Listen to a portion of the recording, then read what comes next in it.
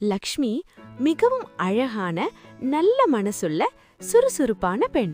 லக்ஷ்மியின் அம்மா கிராமத்தில் ஒரு சிறிய காபி கடை நடத்தி வந்தார்.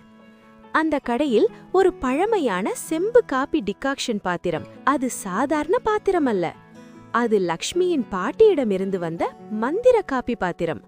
அப்போது ஒரு வயதான பயணி கடைக்கு வந்தார். அவர் மிகவும் களைப்பாக இருந்தார். அம்மா, ஒரு சூடான காபி தர முடியுமா என்றார். லக்ஷ்மி அன்புடன், இருங்கய்யா, நான் போட்டு தரேன் என்று சொன்னாள். அவள் அந்த பழைய செம்பு பாத்திரத்தில் காபி போட்டு கொடுத்தாள்.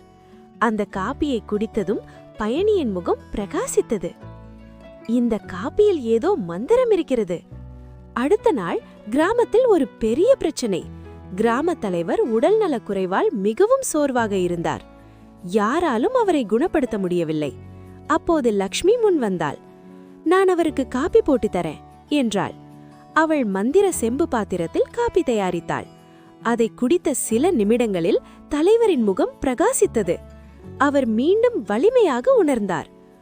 ஒரு நாள் அரசரின் அரண்மனையிலிருந்து ஆள் வந்தார். எங்கள் அரசர் மிகவும் உடல்நலக் குறைவாக இருக்கிறார், உங்களால் காப்பி போட்டு தர முடியுமா என்று கேட்டார். லக்ஷ்மி துணிச்சலுடன் ஒப்புக்கொண்டாள். அரண்மனைக்கு சென்றால் அந்த மந்திர பாத்திரத்தில் காப்பி தயாரித்தாள். அதை அரசர் குடித்ததும் அவர் முழுமையாக குணமடைந்தார். அரசர் லக்ஷ்மியை பாராட்டினார். நீ உண்மையான பொக்கிஷம் என்றார். பொன், நகை, வசதி எல்லாம். ஆனால் லக்ஷ்மி சொன்னால், எனக்கு இவை வேண்டாம், நான் என் கிராமத்தில் என் அம்மாவுடன் இருந்து எல்லாருக்கும் காப்பி போட்டு உதவ வேண்டும்.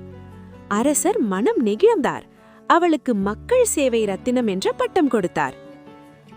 லக்ஷ்மி மீண்டும் கிராமத்துக்கு திரும்பினாள். அவளின் காப்பி கடை இன்னும் பிரபலமானது. யார் துக்கமா வந்தாலும் ஒரு கப் காப்பி கொடுத்தால் முகத்தில் சிரிப்பு மலரும். குழந்தைகள், பெரியவர்கள், பயணிகள் அனைவரும் லக்ஷ்மியை காப்பி தேவதை என்று அழைத்தனர். நல்ல மனசிருந்தால் சாதாரண விஷயமும் மந்திரமாகும். உதவி செய்யும் மனம்தான் உண்மையான செல்வம். லக்ஷ்மி போல அன்பாக இருந்தால் உலகம் அழகாகும். அன்பே உண்மையான மந்திரம்.